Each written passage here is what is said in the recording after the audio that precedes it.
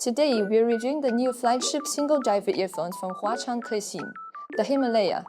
The packaging exudes a minimalist style with a pure white outer sleeve adorned with the prominent black letters spelling Himalaya. Removing the outer sleeve reveals a sleek black inner box featuring the brand's logo in silver foil stamping. Upon opening the flip cover, the earphones themselves are beautifully presented in the center.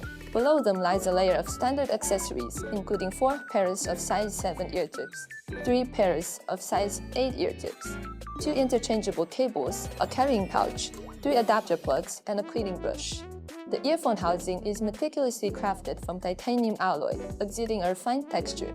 The panel on the housing resembles a water droplet shape and displays the model name and brand on the left and right sides, respectively. The inner part of the housing features a semi-private, film-like design. Beneath the 0.78mm headphone jack, there is a thoughtful labeling of L and R to differentiate between the left and right sides. Unscrewing the cable reveals a glimpse of the internal carbon nanometer diaphragm unit. The high frequencies of the Himalaya earphones have a moderate brightness.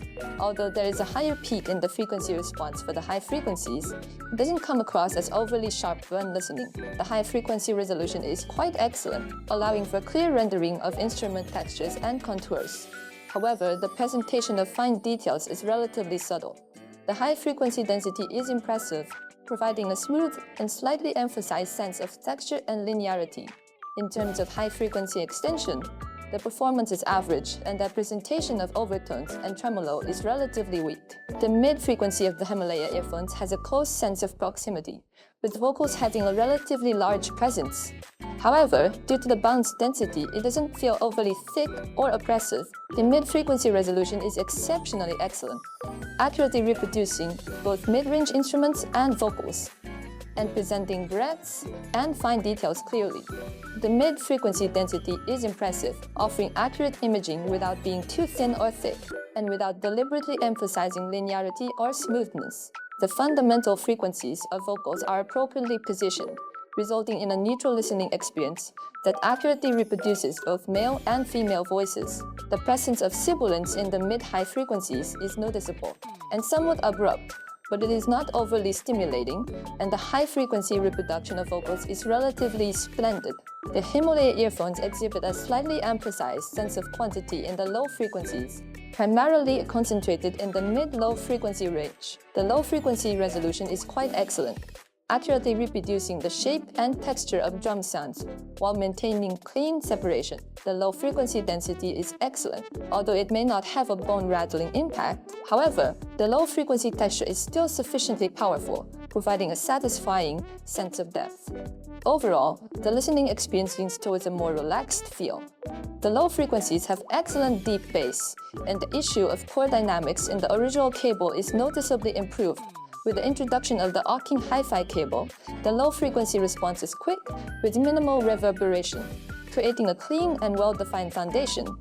However, the emphasized quantity in the mid-low frequency range effectively enhances the atmospheric presence. The horizontal soundstage of the Himalaya earphones is incredibly wide and natural in the horizontal direction. It also performs well in the vertical direction, creating a noticeable sense of depth between the front and back.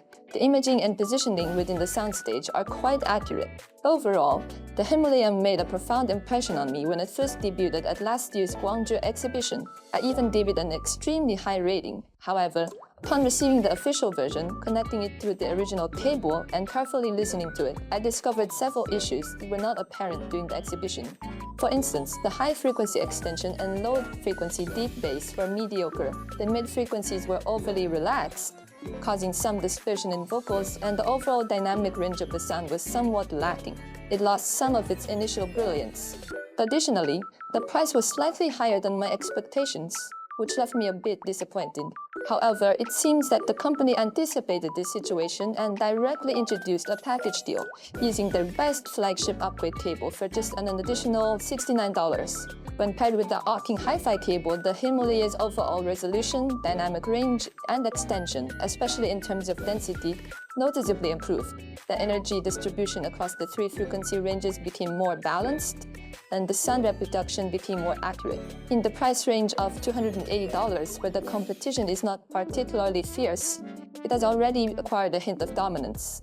If I could only give the original Himalaya at a price of $263 an A-level recommendation, then the Himalaya with the Alking Hi-Fi cable can easily be rated as A++.